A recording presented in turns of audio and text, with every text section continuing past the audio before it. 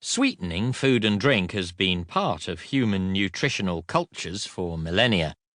Sweetness for its own sake, sweetness to remove the bitterness of other foods and drinks, sweetness as a medical prescription, even sweetness as a religious promise.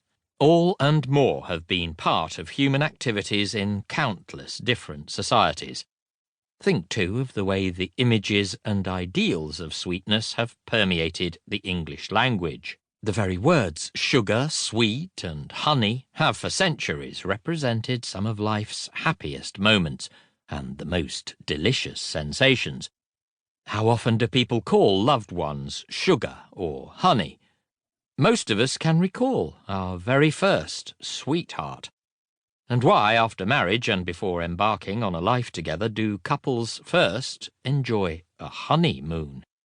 The English language fairly abounds with the vernacular and culture of sweetness, to convey the most delicate of personal feelings, of love for another person, to the baser instincts of bribery, a sweetener.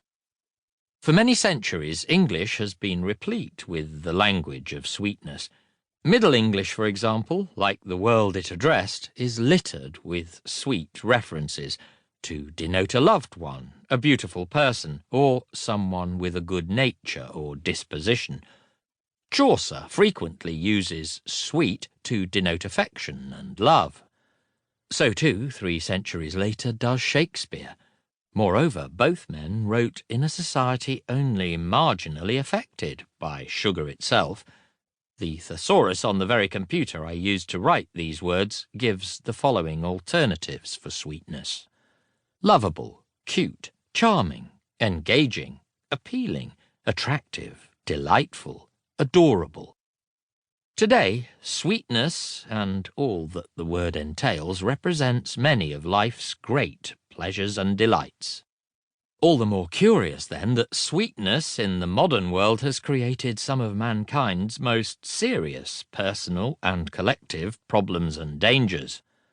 Today, the desire for sweetness has become a risk to health and well-being for millions around the world.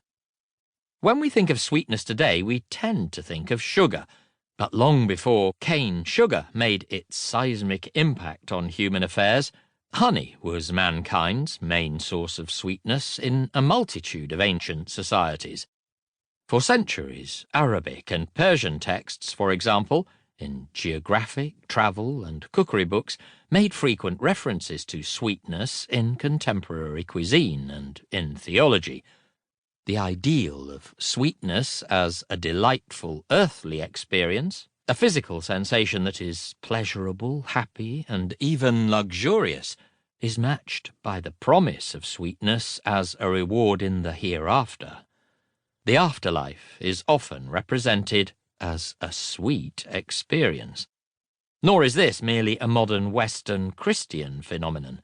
In a number of faiths, heavenly pleasures come in various forms of sweetness. On earth, it took the form of honey.